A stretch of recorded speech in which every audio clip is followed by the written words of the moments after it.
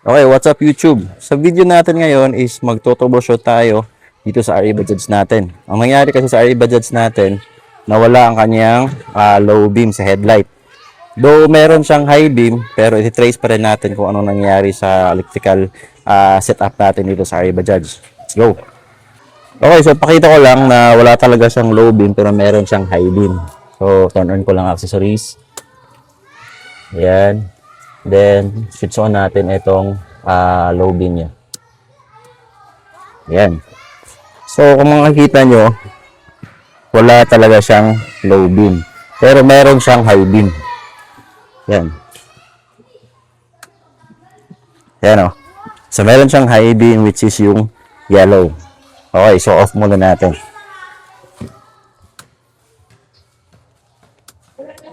Okay, so bigyan ko lang kayo ng idea. Ang nangyari kasi dito sa iBajaj natin is nagpalit ako ng headlight bulb. Yung size dito sa iBajaj ng headlight bulb natin is H4. So stock 'yun. So nangyari, pinalitan ko siya ng Oxito headlight bulb, which is yung LED na yung ginamit natin. So ibig sabihin, nagpalit tayo ng stock na headlight pero stock pa rin yung relay at saka yung fuse na ginamit natin. By the way, yung fuse nga pala natin dito, makikita nyo, ayan, kung makikita nyo dyan, 10 amperes yan, ano? So, ibig sabihin, yung stock headlight is kailangan lang niya is yung stock na fuse, which is 10 amperes. So, kapag magpapalit pala tayo ng, ng LED headlight, kapag LED na yung ginamit natin, dapat pataasan natin yung fuse na ginamit natin, ano? So, okay. So, mag-troubleshoot na tayo. Okay, so, since wala talaga siyang low beam, saka merong high beam, mag-start tayo sa troubleshoot dito sa switch niya mismo. Kasi baka nagpalyar lang itong switch niya dito sa high beam. So, i-check na din natin, ano. So, tanggalin ko muna.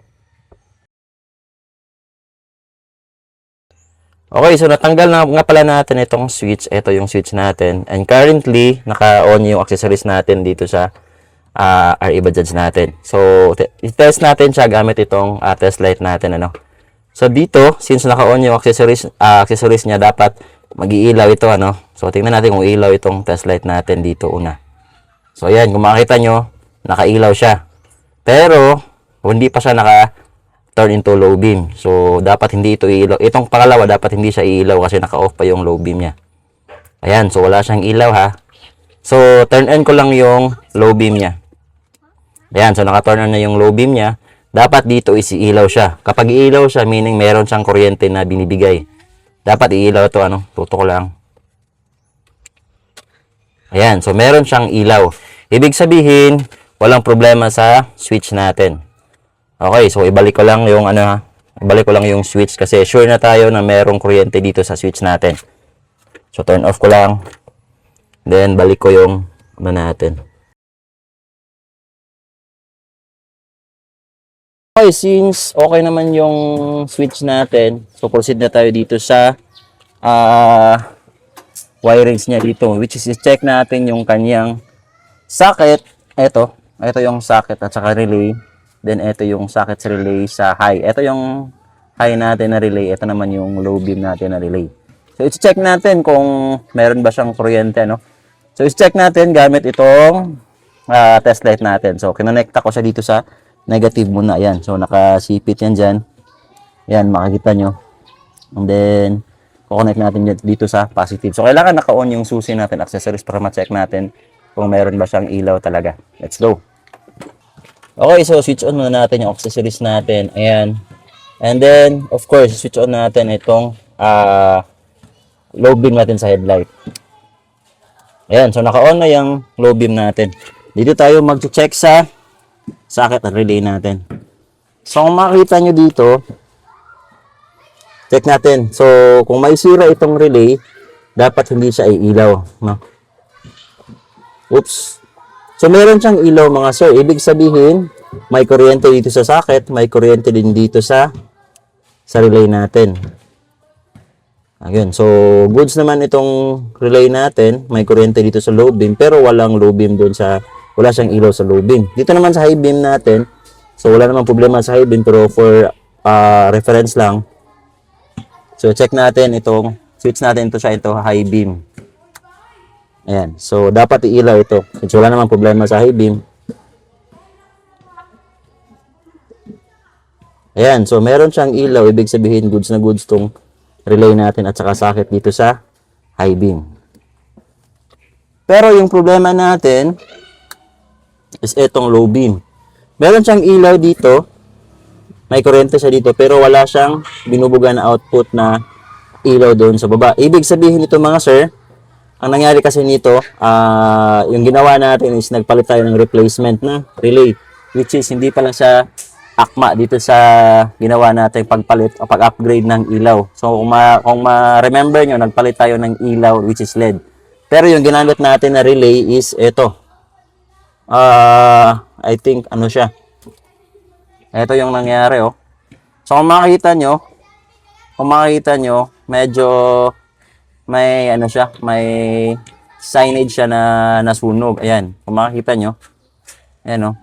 So, dapat kasi talaga, kapag nagpalit tayo ng LED, is nagpalit din tayo ng relay. So, ito. I think, hindi ito original na Denso talaga. So, for the solution, mga sir, is magpapalit tayo ng relay, yung ano talaga, yung original talaga sa Bajaj. So, ito yung binili natin. Ayan. So, bumili tayo nito. And then, check natin kung iilaw na talaga itong ano natin. Low beam natin gamit itong binili natin na relay. So, ayan. So, ito yung stock na relay talaga. So, okay naman. Kapareha naman sila. So, check natin. Actually, yung capacity niya is 10 amperes lang, ano? Kung makikita nyo dyan. So, subukan natin kung iilaw ba talaga siya yung low beam natin kung magpapalit tayo ng relay.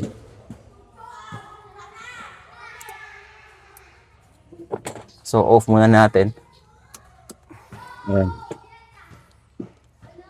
So, ayan. So, nagpalit na tayo ng relay. Tapos, nagpalit din pala tayo ng bagong fuse. Makikita nyo dyan. Ayun ko kung ano nyo. Eto, kung makikita dyan, yung blue na yan. Yung blue na yan. Eto. So, nagpalit tayo. Instead na 10 amperes yan, pinalitan natin ng 15 amperes kasi nga nag-upgrade tayo ng bulb. 20,000 lumens yung LED na ginamit natin. So, instead na 10 amperes ang ginamit natin na stock, so nag-upgrade tayo 15 amperes. So, meron tayong bagong fuse at saka meron din tayong bagong relay. So, check natin kung goods na ba talaga siya, kung ilaw na ba talaga yung low beam. Okay, so let us check lang kung all goods na ba yung low beam tsaka yung high beam natin, ano. So, pinaandar ko na yung yung makina. And then, let's check. Yan, oh. So, naka-low beam. Tingnan natin kung naka-turn on ba yung low beam niya. Kaya, so, kita naman, naka-turn on yung LED lights natin. So, turn on natin yung high beam. Turn on natin yung high beam. Ayan. So, ayan. So, wala na tayong problema sa headlights natin. So, ganun lang yung gagawin natin kapag nawalan yung low beam. So, pwede naman din yung magpalit kayo ng fuse aside sa relay. Pwede nyo din yung palitan yung socket kasi baka nasunog na. So, yan din yung rason kasi kapag nawawala yung either low beam at saka high beam. So, doon lang kayo tumingin. Hopefully, meron kayong natutunan sa video natin ngayon mga boss, no? So, kung meron kayong mga tanong, comment nyo lang sa description at babasahin natin yan lahat. So, hanggang dito na lang. Ride safe sa ating lahat.